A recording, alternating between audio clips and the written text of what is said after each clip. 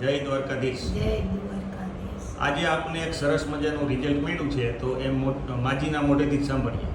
માજી, શું તકલીફ માટે તમે અમૃત પુષ્પ લઈ ગયા હતા?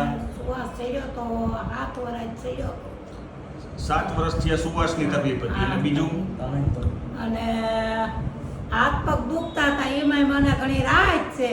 બરાબર છે. અને કફની તકલીફ હતી? કફની તો મારે હાવ તકલીફ વહી ગઈ, હાવ એટલે હાવ. બરાબર છે. હવે આ તમારે કેટલાક વર્ષથી આ શ્વાસની અને મારે કફની કેટલાક વર્ષથી આ તકલીફ હતી? 7-8 વર્ષ થયા છે. 8 વર્ષથી હતી. હા.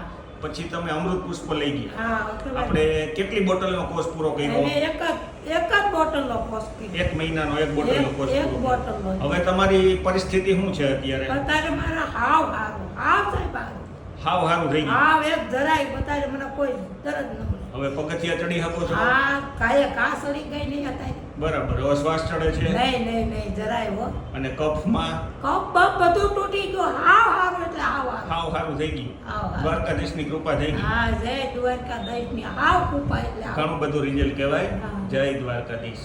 જય દ્વારકાધીશ.